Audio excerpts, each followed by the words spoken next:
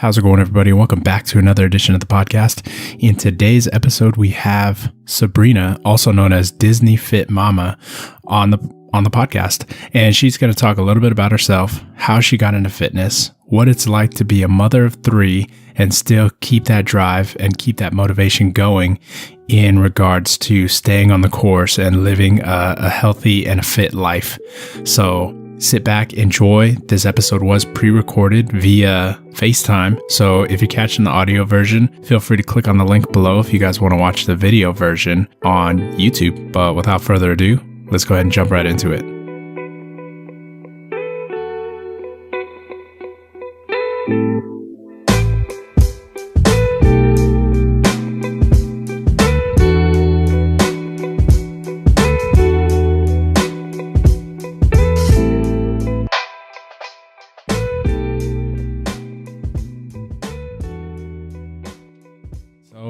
How are things? How have you been? Good. How are you? I'm doing all right. I want to thank you for being a part of this podcast and coming on. Of course. Thank you for asking me. I've never been on one. Well, I mean, I see all these fit posts and I'm thinking to myself, yeah, this girl, she definitely has a story. I want to get you on and I want to hear it. And so I kind of wanted to know what got you into fitness to begin with.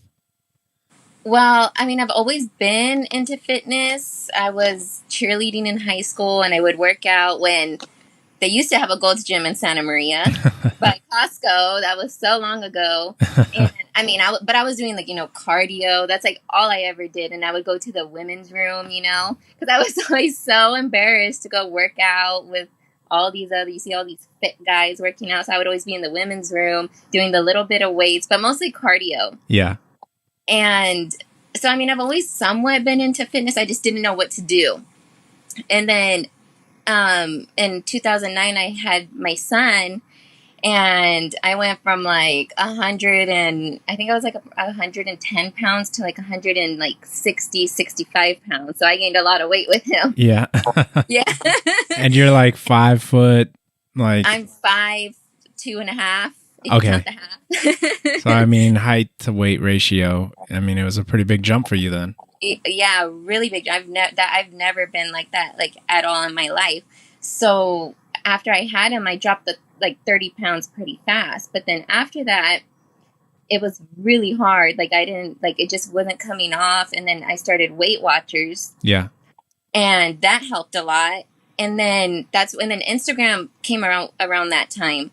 And then I started seeing like girls, like moms that were doing competitions. And I was like, well, if they could do it, like, why can't I? Yeah. The typical. And so I got really into it. I started really working out at the gym. And then I found a trainer online and she helped me with my first competition. And just from there, then it went from there. And you say you started with Weight Watchers, and I feel like a lot of people, they tend to have that first stepping stone, whether it's a Weight Watchers or whether it's like a class that the gym is offering, like Body Pump or even Zumba. So when it came to segueing into training for competition, how did that mindset or how did that mentality really change from, okay, I'm doing this as a casual thing, and now there's goals intended now? Oh, yeah, that was really hard. Well, like the whole food situation, like that was really hard. Like the whole chicken breast, the asparagus, and everything. Like that was honestly like the only hard part. Like I love working out. Like that part wasn't hard. It was just like the food that was hard because I would go out with my family and they're eating this and that, and I'm stuck with this. Especially when it comes down to competition time and you're in the final weeks leading up to it. Then the diet is extremely strict. I'm pretty sure emotions, everything is sort of all in the air. It's a whirlwind.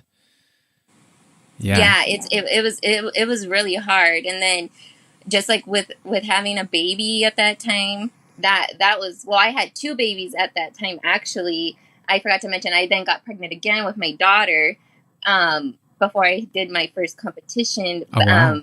Yeah. So, but with her, with that pregnancy, I was more active because I learned my lesson to not gain that weight again.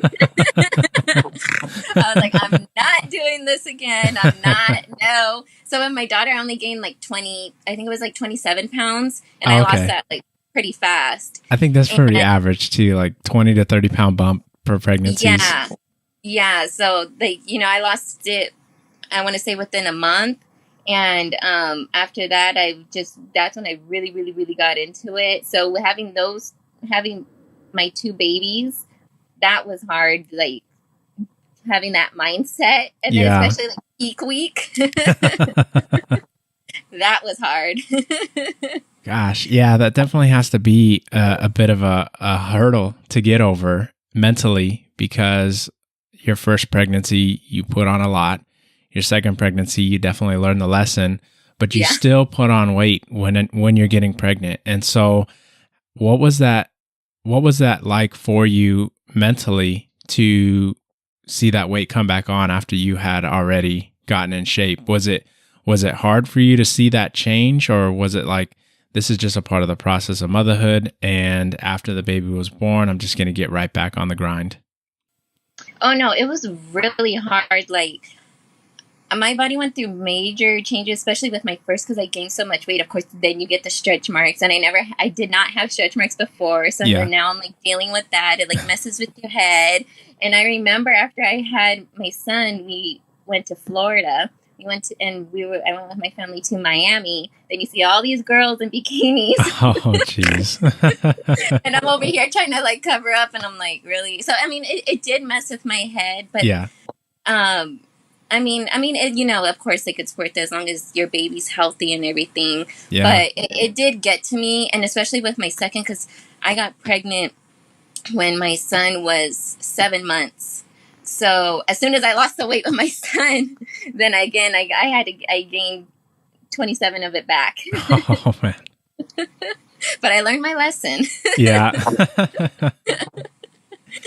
And I wanted to, again, kind of going on that, after having your child and everything, and was it difficult having to cut back on the gym with baby number 2? Did you have, because I see some mothers, I mean, on social media, clearly they're like doing some CrossFit, they're doing like crazy stuff. I mean, did you have to sort of rank back your workout regimen? Did it have to change? With my second, yes, I did, because I wasn't like I didn't have the knowledge that I had with my third about going to the gym. Like, oh, I could go lift this and go lift that. So I mostly stuck to like home workouts, or like I had like pregnancy workout videos, and I was like watching those. I was doing those. I was walking. But with my third, I still was like lifting pretty heavy weights. Oh, really? Because like I asked my doctor if it was fine, and she said that I'm all good. She's like, you could continue doing it. So I would go to the gym, and I mean, I wasn't lifting as heavy as I was previously, but I mean, I was lifting pretty heavy. Yeah. And people used to come up to me at the gym, and they're like, "Are you allowed to do that?" And I'm like, "Yeah, I wouldn't be here if I wasn't allowed to." But it was mostly like, it was mostly girls, honestly, that were coming up to me and saying that stuff. And then guys would come up to me and they'd be like, "That's badass. Like, you're still working out." But it was the girls that were like, "Are you allowed to do that?" Yeah, I think that there's definitely like that. You could think maybe it's unsafe. And I think to a certain degree, yes. And if maybe you're at high risk, you're having a high risk pregnancy or history of high risk pregnancies, then clearly you must take it easy. But if you've not, and I mean, definitely baby number 3, you know by now what you're capable of doing. Yeah, of course. And then and then I always had my watch on. Oh, yeah. So I always like was watching like my heart rate, make sure it wasn't going all crazy, and but with my third, I did pretty good. I gained actually only 23 pounds with her, so that one was easy to get off too. Oh, okay. Yeah. And I want to talk a little bit about the dieting pregnancy. For example, when you were pregnant, did your food intake, I mean, were you restricting your calories at that point, or were you just like, I'm eating for 2, I'm just going to have to do what I need to do. I'm pregnant first. And Well, with my second, I learned my lesson from my first, obviously. So I wasn't having the Jack in the Box at 1 a.m. Oh, or, yeah, you yeah, know. yeah. Well, clearly it's not, in and out runs and things like Yeah, that. no, But no, no, no. That, yeah, I wasn't like, don't get me wrong. Yeah, did I have that? I did, but I like limit myself. mhm, But mostly I was doing like the clean eating, yeah, So I just was making sure I wasn't overdoing it but at the same time, I wasn't like depriving myself. You know what I mean? Like if I yeah, wanted ice cream, I'm going to go get an ice cream. But then for dinner, I'm going to go have like chicken and broccoli, yeah, I'm gonna keep it pretty clean. But if I want that, then I have to do this. yeah. And definitely during pregnancies, I mean, those cravings, they can come on pretty hard. Oh yeah. However, sticking with things like whole foods and getting your nutrients, I mean, that's only beneficial. So, Yeah, and that's what I was thinking exactly. The nutrients for the baby. I wasn't like, no, you can't be eating for taste. You have to be eating for the baby. and I mean, you were saying that you were able to get that baby weight off relatively quick for the second two. How long after your children were born did it take you? I mean, after baby number one, how long was it after baby number two, and then after baby number three to get back into the gym, back on the diet, and sort of on that course once again? With my first, I want to say it was within the 3 months. I was like going to the gym and all that, and then with my second, I want to say it was about the same. I think all of them, it was probably like within like, well, except for my third, I want to say it was as soon as she said I could work out, I was working out. I was like, no, I'm not messing around. Well, because it becomes habitual after that. I mean, yeah, exactly. Because I missed the gym. Like it was killing me not to go to the gym. No, I know exactly what you're saying. I mean, I miss a day and I feel off. Like I woke up on the wrong side of the bed, or there's just something missing in my life. Yeah, I definitely totally agree with that. Yes. And so the intensities on your workout, I mean, I'm pretty sure after taking that much time off that the gains and the strength definitely diminished. I know that for myself. I'll do a deadlifting program and then I'll take a couple weeks off, and then it's like, there goes all the strength. Like you kind of got to stick with it consistently. Yeah. And that was hard. Like going to the gym and you think you could lift that 50 pounds and you go to lift it and you're like, oh yeah, no, I'm not going to even try. That's hard. Yeah. So that definitely had to be something very humbling then to step back in there. And so those energy levels, I mean, well, yeah, I mean, you're talking about lifting weights now, and the most common misconception I feel that with women in the gym, and maybe there are some men too, is they do go to the gym and they're strictly cardio bunnies. I know that I'm guilty of that myself. When I first started, I would go into the gym and I figured if I did an hour of cardio that I was good. And I mean, I was like trying to, like a video game, rank up the calories burned. Mm-hmm. But been there, done that. Yeah, on a physique point of view, it was not a good look to be like skinny fat. Yeah, exactly. So, and that's what's in high school, skinny fat. So was it when you were then transitioning to compete in a competition that it was like you need to get in the weight room, or what made that change that sort of gave you like, oh, I need to lift weights, so this is just as pivotal as cardio, if not more important? I think it was just like the whole seeing everybody on Instagram, like all the girls, and like seeing their bikini figure, the bikini and figure and all that. And I learned like, okay, you can't just be doing cardio. You have to be lifting weights. Yeah. And like during my competitions, they had me actually doing like kind of like a lot of cardio. Really? Like I was doing like 40 minutes, probably 30, 40 minutes, which I was like surprised. And I mean, I did gain like muscle. So that was, I don't know about how all that, but yeah, I was actually doing kind of a lot of freaking cardio. But now I hate cardio. Really? I hate Oh my gosh, I hate it. So Like I mean, I'm sorry. oh no, go ahead.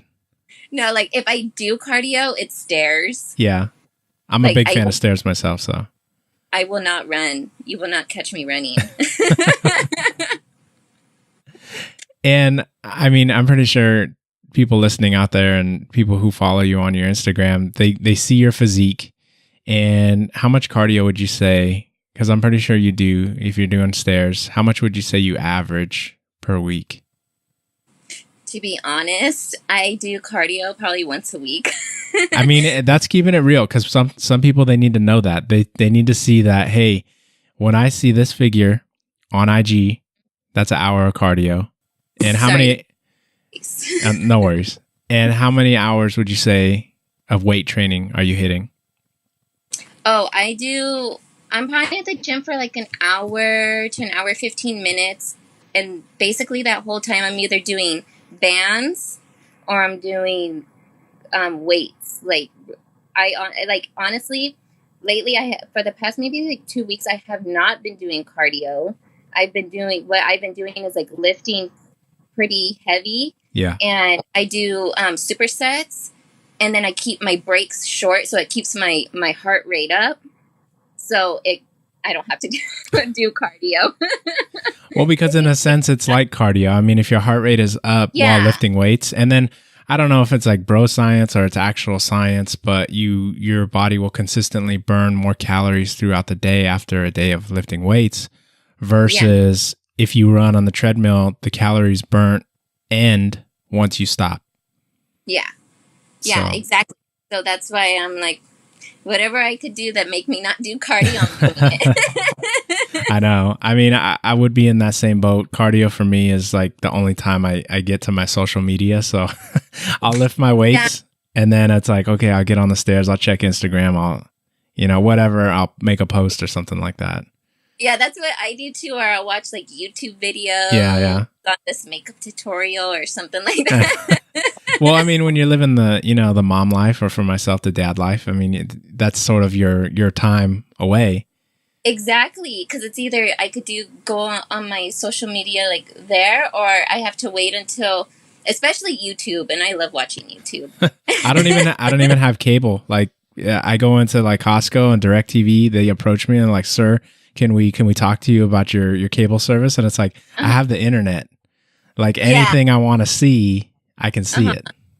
Yeah, exactly. Because it's like I'm never on my TV. I'm always like on YouTube.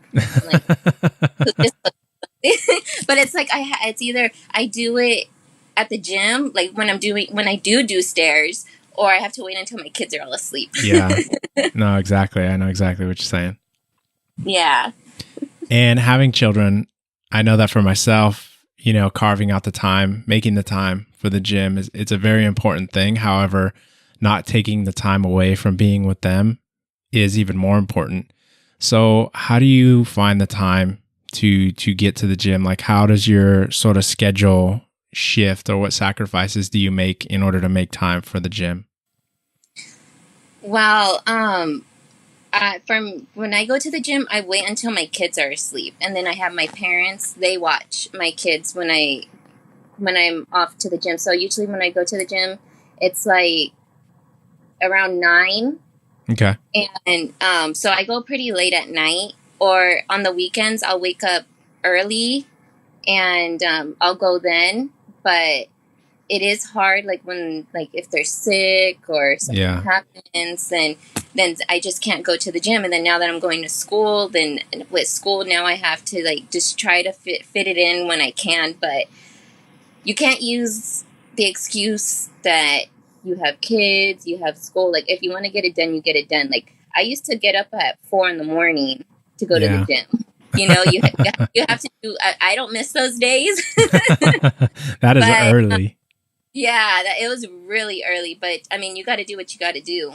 Yeah, no, and I totally agree with that. It's just when it comes down to spending time with family and the little ones, they're not going to understand. They could probably care less if you have gains or not. It's a personal thing for us as individuals, for me, for you, for anybody else who's in there. And when you're a part of that crowd too, like either the 4 a.m. crowd or the 9 p.m. crowd, I mean, they're usually in the same boat. Yeah. So it's definitely, I like that. If you want to get it done, you got to make the time. You just got to do it. Yeah, exactly.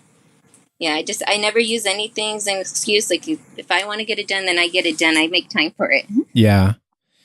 And I kind of wanted to touch on some of the posts that I've seen you making on your stories. And it is in regards to keto or this is non-keto friendly, because I've seen those. So I take it keto is your current dieting approach. Yeah, I was doing a lot of if it fits your macros. Yeah. And before I had my third, when I was like, to me, I honestly felt like that was like the best shape of my life right before I had my third. I was doing if it fits your macros, and I tried doing that again, but I felt that it wasn't like I wasn't being too like disciplined on myself. Yeah. Like I was like being too lenient. Like, oh, I could have this. It's like if it fits your macros, It can be a really slippery slope. It can, and so I felt that I needed something different. I felt like my body was still like staying the same. So I was like, well, let me just try this keto thing. Yeah. And I feel, and I did go through like that whole keto flu that they say that you get. Yeah. And so that sucked. But I mean, I like it so far. Like I feel that it's made like a big difference. And I was always up like these 5 pounds, and I like lost that like real quick. But I mean, I'm trying to gain weight, but those not like how I was. I don't think I looked cute. Yeah. So yeah, I really love it. Like, I mean, the living on more fats than carbs, like I'm loving that. And I think it's definitely like a mental switch for people, because we have such a close relationship with carbs. And to kind of speak on if it fits your macros, I mean, I know that was what segued me into sort of the diets that I then transitioned into after that. I think that there's always that entry level thing that some people that is going to get people into either dieting. And for me, it was if it fits your macros. However, I used it in a way that I never tried to weave in like a pizza. I used it as just a calorie counter. Mm-hmm. And I think it was because I was using that MyFitnessPal app, and I was able to like scan barcodes and stuff. So I kind of looked at it like, well, does this whole wheat bread fit my macros? Like, I wasn't really looking at it like, can I fit a Snickers bar?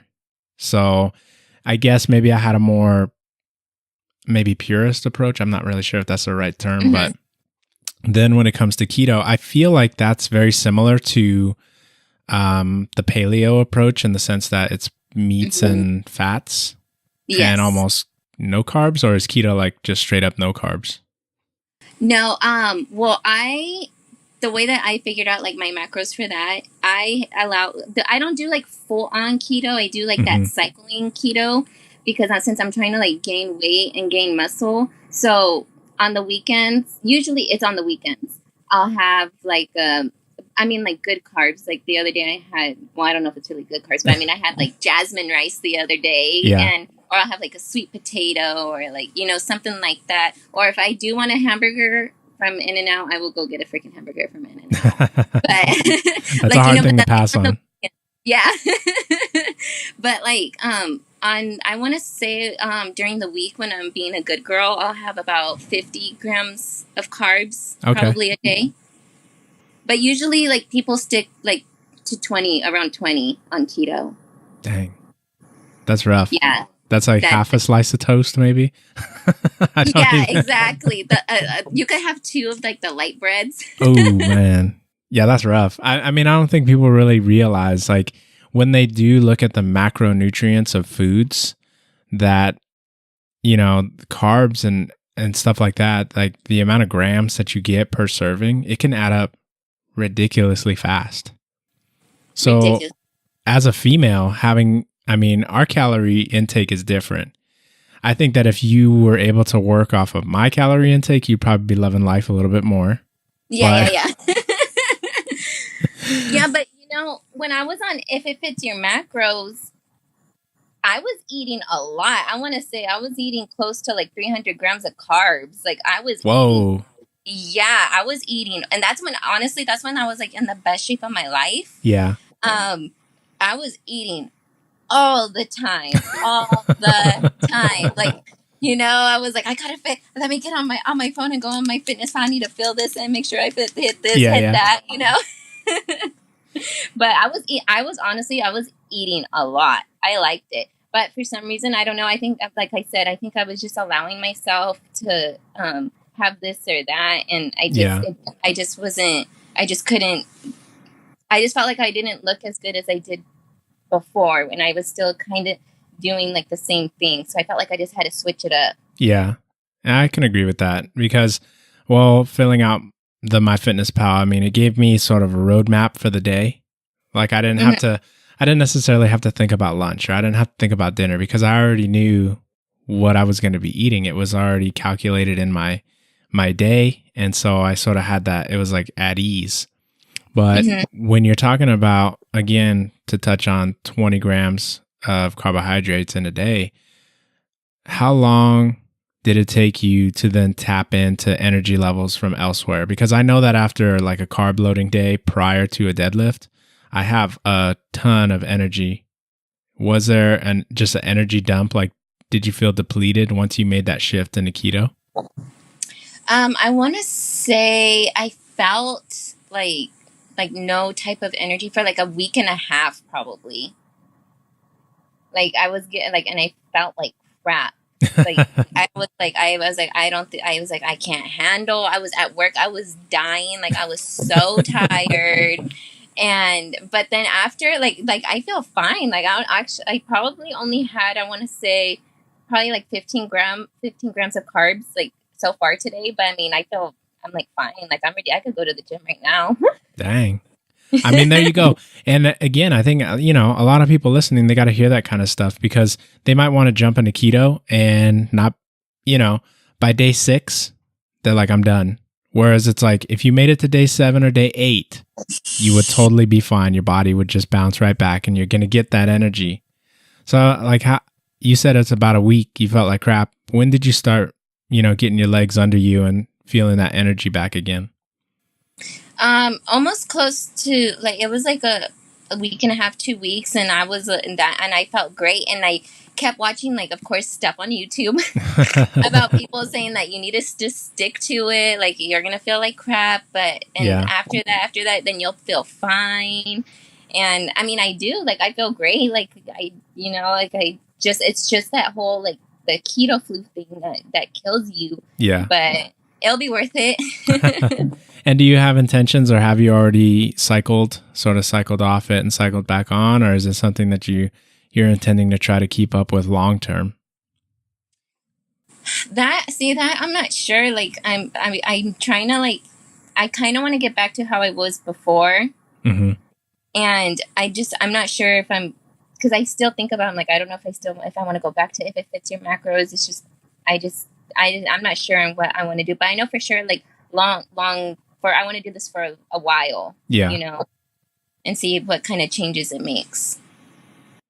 Yeah, I can definitely see that. I mean, If It Fits Your Macros, again, it's a real slippery slope. You can really find yourself. I mean, I found myself, I'm not going to lie, at BJ's Brewery trying to fit a Pizookie in. Exactly. That's what I was doing. Yeah. I guarantee you, anybody out there listening, a Pizookie does not fit.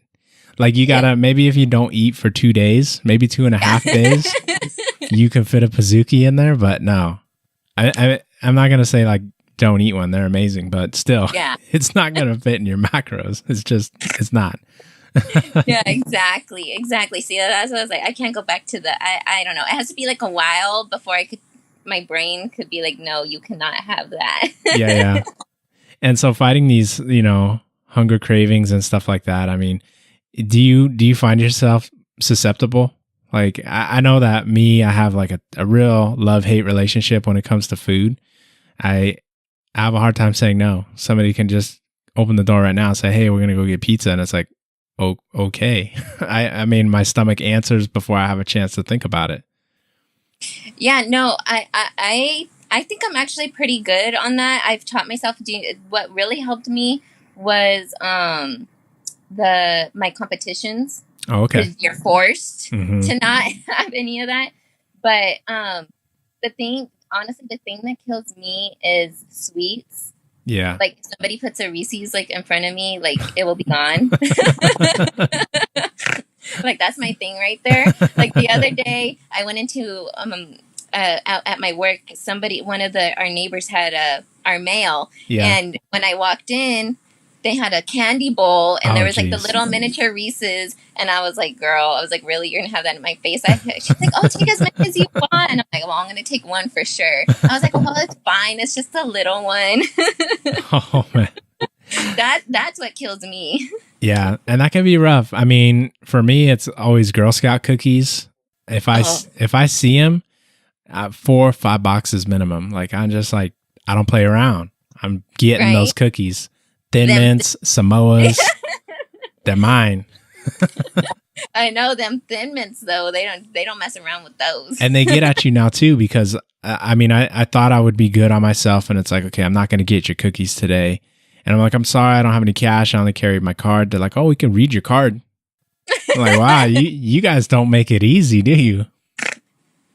So. Oh my gosh, that is hilarious. Yeah, I mean, they're out here to get your money, so. Yeah, but they are. Again, they're amazing cookies. And so, switching gears off food a little bit, I kind of wanted to talk about the gym atmosphere, and not to give like specific locations or anything, because these places are all over, but I want to talk a little bit about Planet Fitness, because I know you go. Yes, I go there. And I know you know that there's maybe a little bit of a hate towards that type of gym from the fitness community. Why? I mean, has that been your experience, or what's been your experience with that gym? Okay, so I see that whole like what is it? Lunka or the Lunk alarm? Yeah, that I've seen that there. And you know what? I've gone there. I want to say probably like 2 years. Yeah. And I've only heard it go off maybe a handful of times, but honestly, I don't get why it went off, because I didn't see anything going on that would make it go off. So I don't know, but I do see that they have pizza there sometimes. Yeah, Pizza Fridays, isn't it? I was just going to ask you that too, if that's a real thing. It's a real thing, because they have I haven't been there when it happened, but I saw a sign and it says, for your achievement, for reaching your goal. And I'm like, oh my gosh, it's hell. And they used to have bagels, but then they got rid of those. And then, but when you come into the gym, they have a big old candy bowl of Tootsie Rolls. What? Yes. Oh man. Yes. And I'm not interested. If it was Reese's, maybe I would take one, but it's like Tootsie Rolls. Like, I don't got time for that. So You're like, it's sweet, but I mean, that's like old man candy, you know? I'm not trying Yes, exactly. So like, I mean, that's like no problem for me. But I mean, you know, I like that gym actually. And I also go to LA Fitness. Oh, okay. And I'm really surprised that Planet Fitness is a lot cleaner than LA Fitness, and I pay like triple what I do at LA Fitness than I do at Planet Fitness. Oh yeah, I went to LA Fitness when I was living in Southern California, and I have to admit, I wasn't really pleased with it. I didn't care for that gym. The atmosphere, it was just always packed, which is great for the gym, but it's like cardio equipment was 20-minute minimums. And really? Yeah, well, the one that I was going to, it was busy like all the time. I was like, when is the dead time so I can come then and, you know, lift some weights? And then they only had one squat rack, and then oh Lord. Yeah, it was pretty bad. And I had paid for the Any Gym. So I tried bouncing around to a couple different ones while I was out there, and I'm a fan of 24-hour fitness, I guess, just because when I was living in Oxnard, that was sort of where I got started into weightlifting and just on this path. And I had never had any problem with like a 24-hour fitness being too packed or just being like, I don't know, just had a better atmosphere. So when you say Planet Fitness is cleaner, has a better atmosphere, and it's a lot less expensive, I mean, I can definitely side with you on that.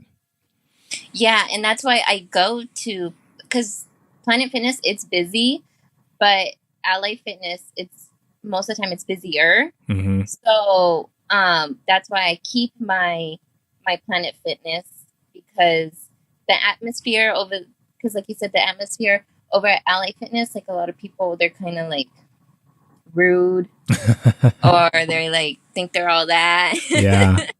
So I was like, I can't deal with that today. So I'll just go to Planet Fitness where people are less likely to leave you alone over there. Yeah. And mine was like, it must have been like in a mini Hollywood kind of area. Like I felt like everybody, I would go in there and it's like, where are all these beautiful people from? This is just ridiculous. Like you got dudes looking like Brad Pitt. And I mean, Right? It's like, what the, like I look out of place here. I look like a regular folk coming in here. Like, is this the right gym?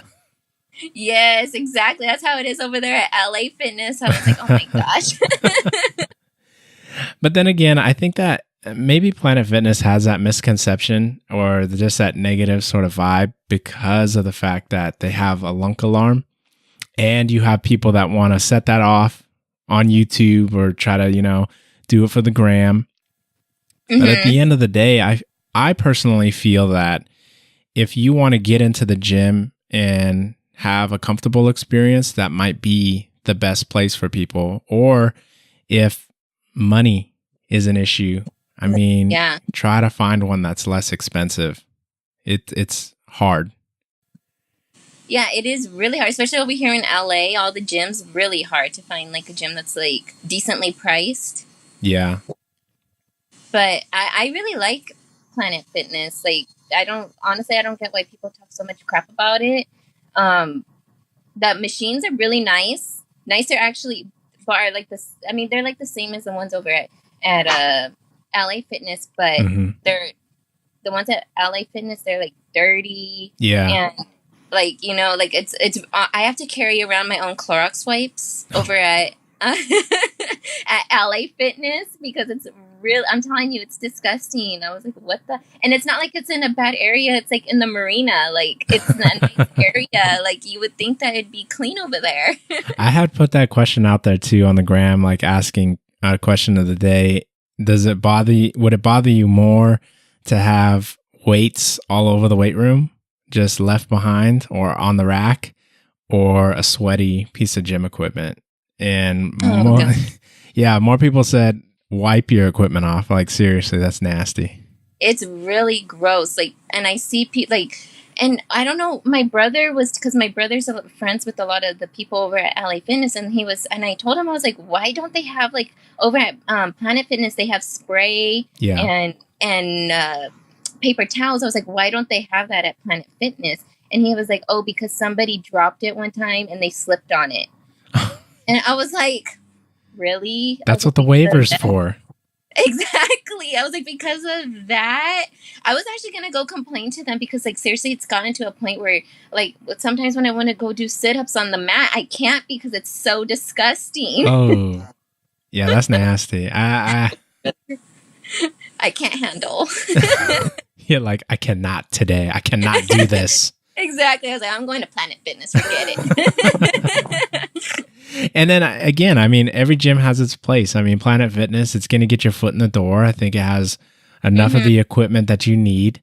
And if you're looking to step it up, like if you're looking to maybe squat heavy or deadlift, well, clearly that's not the facility for you to do that. You need to find a facility to do that. And I don't even think a commercial gym is the correct place for that. There are powerlifting gyms down in Southern California.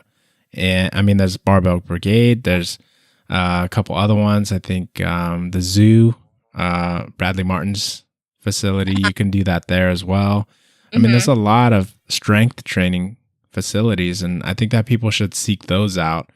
Because again, trying to deadlift with those octagonal plates is like, you're looking to just bust your shins up with that. Yeah, exactly. So is it true that in Planet Fitness, the free weights only go up to 55? Or the dumbbells? And do they not have squat racks? They do not have squat racks. That's why I went to LA Fitness, because I was like, what the hell? So I no, I actually think no, they go up heavier than 55. Okay. Well, maybe I'm confusing it with like a Hilton hotel or something like that. You know, those No, hotel because gyms. I heard that too about Planet Fitness, but mine does not. It goes heavier. Oh, okay. I want to say, I know for sure on like the Easy Bar, it goes to like 70 or no, 80. I think it's 80. Some heavyweight right So there. some heavy. And then heavy. 80 pounds, yeah. That's some heavyweight, yeah. I can work with that. Dumbbell, yeah. The dumbbells, I want to say probably 82 maybe, or Oh, okay. 70. Yeah, some of these gyms, I mean, the one that I go to, 125 pounds on the dumbbells, which is pretty good. I mean, I'm not dumbbell rowing that. That's pretty heavy. Yeah, that's heavy. Shoulder shrugging, I'm a little past that. So yeah, fortunately, they have a shrug machine where I can just rack up 45-pound plates and we're good to go. Mm-hmm. So has there been anything, well, I guess not really, because you do have 2 gym memberships. And I was going to ask you if there's been, so like what the limiting factor has been, or maybe you can't answer that. What has been the limiting factor for Planet Fitness, and what is the limiting factor other than dank equipment at LA Fitness? Okay, so my limiting factor for sure over at LA Fitness is the busyness of everything, and how people, I always, I have to switch up my workout. I'll be like, okay, I'm going to go and I'm going to do this. But when I get there, it's all taken. Yeah. So I always have to like switch it up and figure out how I could do that, work out this muscle on the different exercise, you know? And at Planet Fitness, honestly, there's not really any thing that like limits me. The only thing really is like if I really want to do like hip thrust or something like that. Yeah. The Smith machines are always taken. Always. Always. That's where it's at then, Smith machines. Exactly. Huh? And then like the 80-pound Easy Bar is like not going to, I mean, I could do it, but I mean, I want to go heavy. So that's like the only, that's like probably like the only like the limiting like factor over at Planet Fitness. Yeah. And you mentioned at LA Fitness, sort of just the busyness and having to adapt your workout. I know that for myself, that's definitely, you have a game plan going into it. It's like, I'm going to do chest day. I'm going to start with flat bench and then incline, and flat bench is taken. So you do incline, then you want to go to flat, and well, it's taken. So you try to skip to your next one, and that one's taken. How have you found that being able to adapt has changed your approach to working out? Because I know that a lot of people, if they get on that wrong footing right out the gate, it's like the workout's ruined. I'm just going to leave or forget this. I used to be like that, like, cause I honestly, I didn't know like how am I going to do this? That machine's taken. How am I going to be able to do this and do that? So, again, YouTube. I'm watching lots of videos on there, reading a lot. I love reading fitness magazines, and just like learning from there. It's helped me a lot. Yeah. And then also the bands. If you have bands with you, you could that could help you like with a lot of your workouts. Like let's say like the abductor machine is taken, you could just. I mean, you can't go as heavy on the bands, but I mean, you could work it out like on there, you know? Yeah, I can definitely see that. And so with these gyms in Southern California, I know that I had dabbled a little bit in CrossFit, and there's been like a sense of community there with working out. And I know that it's been my experience doing these podcasts and working out with other people in the local fitness community that it's sort of building a community. Is there that down there at your gyms, or is it real just, this is California, we just don't talk to each other out here, don't make too much eye contact?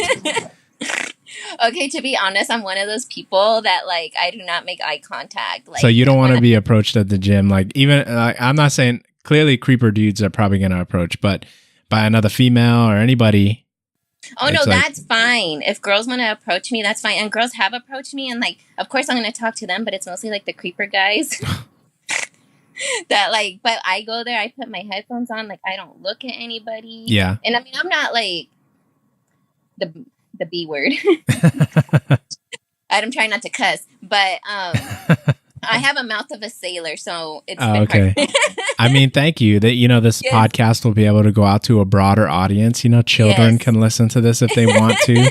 I've had a few where I've had to label them explicit. So, I mean, if you Yes. did, just letting you know, fewer people would probably hear it.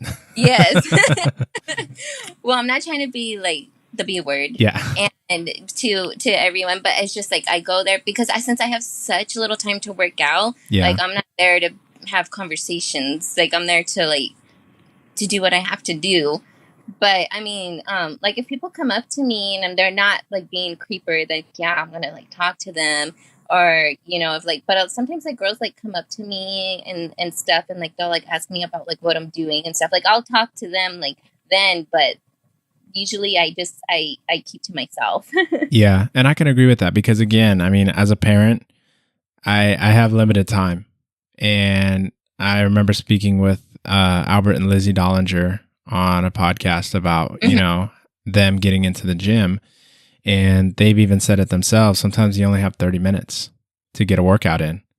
And so if someone's going to come and try to talk to you, not to be rude, but I do have a family to get back to, or I do have work that I have to go to. So yeah, I can see that.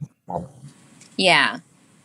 Yeah, but usually at the gym, like I always see people just like keeping to themselves. It's not really like how CrossFit is. Yeah. The community and everything, and like the family. But yeah, the gyms that I go to, it's just usually everybody keeps to themselves. And I kind of want to switch gears and I want to touch on sort of, well, for one, your IG handle, Disney Fit Mama. Uh-huh. And your passion for Disney, because I feel like not only is there a passion for fitness, but there's equally, if not more, a passion for Disney. And where does that derive from? Or where does that come from for you? I was born with Disney in my veins. I was born in a Disney castle. Yes, that would be awesome. But like basically, like ever since I was born, like my family has always been about Disney. Yeah. My parents like loved Disney. I think it was my mom that then my dad, of course, had to love it because my mom loved it. Interesting how it happens that way, but I mean, yeah, right? I can agree. Yeah. So it's just ever since I was born, like I've just always been around Disney. Yeah. I definitely have always had an appreciation for it. I think that growing up as a kid, I remember seeing some Disney movies in the theater. I think I may have seen Snow White. I'm not sure, but I can guarantee that I did go to the theater to see The Lion King, and that's one of the first Disney animated films that I remember vividly seeing.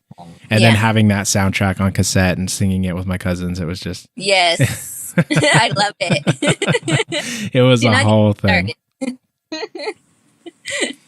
And I mean, I don't know. I'm a real fan of the cartoons, of the animated series. I know it's probably an insane amount of work to have to draw all that stuff, but where does your heart sort of stand? Is it more with the classics, or are you finding yourself enjoying or leaning more towards a lot of the newer stuff? You have Moana, you have Coco. I mean, these digital animated films.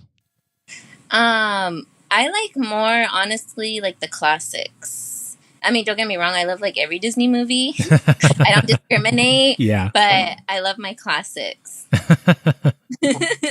Well, I mean, the stories, I mean, Beauty and the Beast, I mean, that's definitely a classic right there.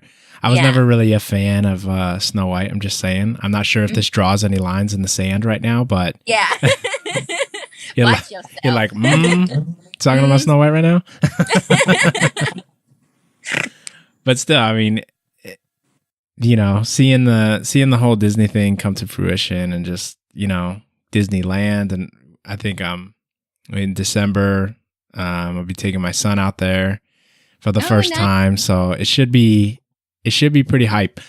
I don't know where he saw it, if he saw a commercial or something, but I just remember I came to the living room one day and he's like, "Oh, we're going to Disneyland?"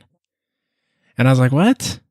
Are we? Like, or are you planning the trip right now? Where did you see this? Where'd you hear about this?" But he already seems pretty hyped for it. He's a huge fan of Mickey and all those Disney TV shows and stuff like that. I love it. Well, if you need any tips or anything, you can let me know. I'm there all the time. I heard that there's like secret Disney stuff. Like, I mean, I've been to Disneyland like a handful of times myself. Mm-hmm.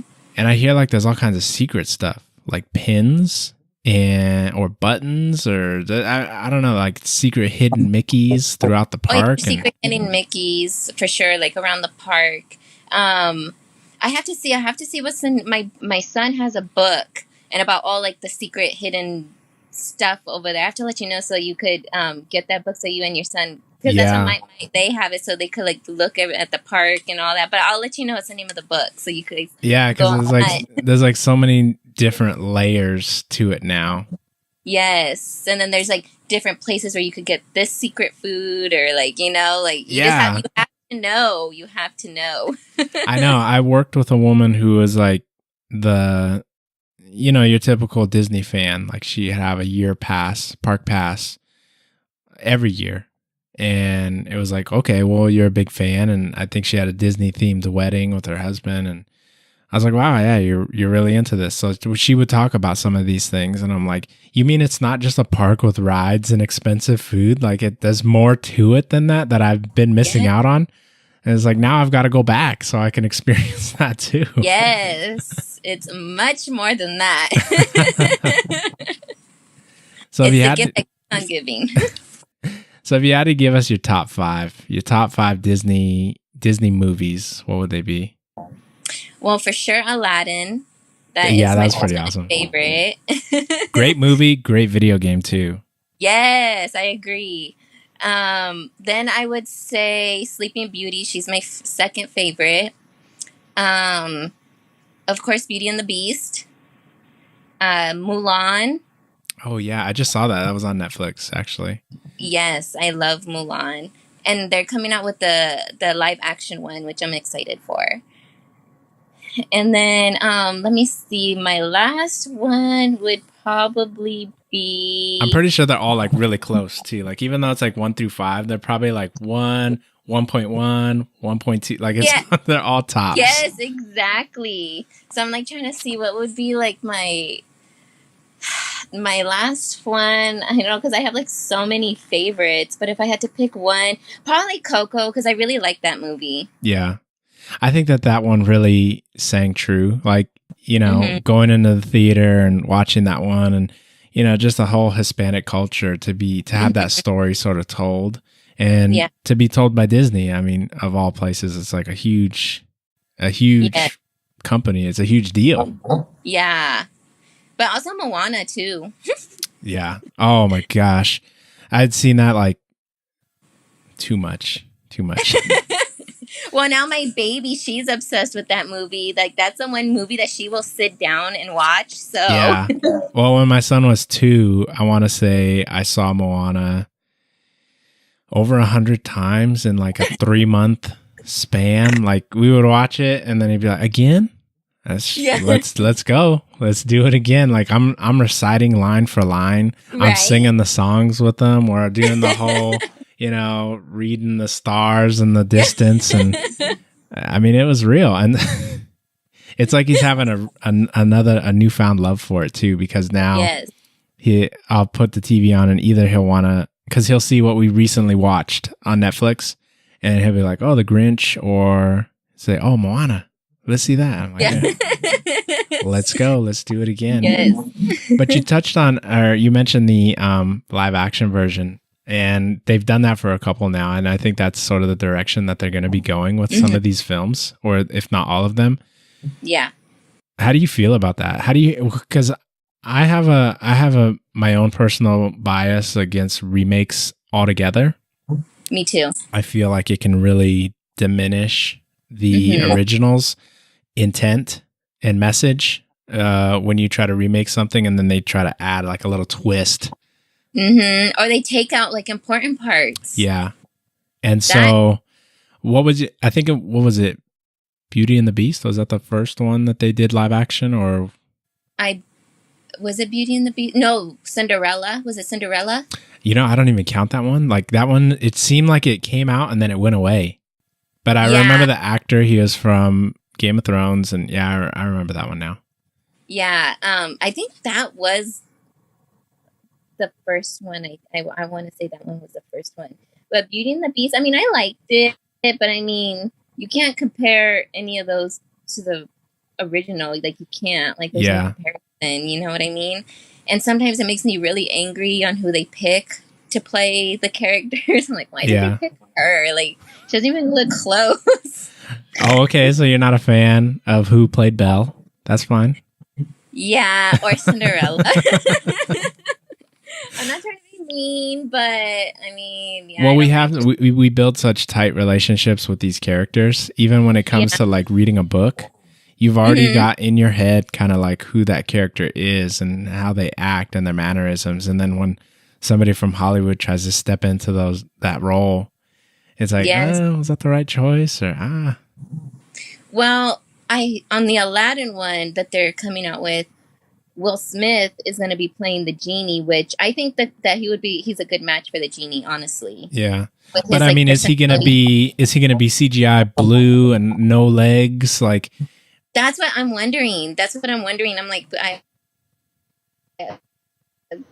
that, because you picture the genie like that. So I mean, because I don't get how else they're gonna like portray him other than that, because of the genie, that's what he's known. But I mean, his personality does go kind of along with the genie, in my opinion. And I mean, is Will Smith even gonna step it up and be as hype as Robin Williams was? Yeah, that's the thing too. Is he gonna reinvent it? Yeah, I'm sure he's gonna reinvent it in his own way, because there's no way that somebody could come close to Robin Williams in that movie, in my opinion. Yeah, definitely. Man, I had no idea Will Smith was going to be that character. And now that I know, like, I was happy that like Aladdin and I think The Little Mermaid are two that I definitely want to see in live action. But again, I think I have close relations with those characters as well. Mm-hmm. So it's like, well, now that I hear Will Smith is going to be the genie, it's like, I don't really know if I want to see this now. No, I think he'll be fine. I mean, he's a funny guy. I think he'll be fine. But, I mean, he has, like, pretty big shoes to fill because of Robin Williams. Yeah. That wouldn't that have been nuts? Like, if Robin was still around and they made that movie and they called him to, like, come and reprise that role, but in live action, like, that would have been just so full circle with the entire movie. But, so, funny story that Robin Williams was on time. They were filming a movie where we used to live. And Robin Williams was over at our house. Well, because like because where our house was, they were like having like feeding the crew and all that. Yeah. In our driveway. And he was there, and I was like, "Oh my gosh, Mom!" I was like, "I want to go get his autograph." Like, I was like, "That's fucking." I'm sorry, that's Robin Williams. Wow. And then So this episode is now rated explicit. No, I'm just joking. Yeah. I can edit that one out. Yes. And then I was like, I want to go get the Aladdin movie signed. And my mom was like, and my parents told me no. They were like, there was something that was like, that went on with him in that movie. I don't know what happened, but Disney had like a disagreement with him. And like, there was like a big old, like there was like some lawsuit. I don't know, something. I never really looked it up, but I was like, I know. Yeah. So I never got to. Oh, geez. That's a bummer. I know. I mean, I saw him. He was a really nice guy, and he was really nice when I talked to him, but poor guy. Yeah.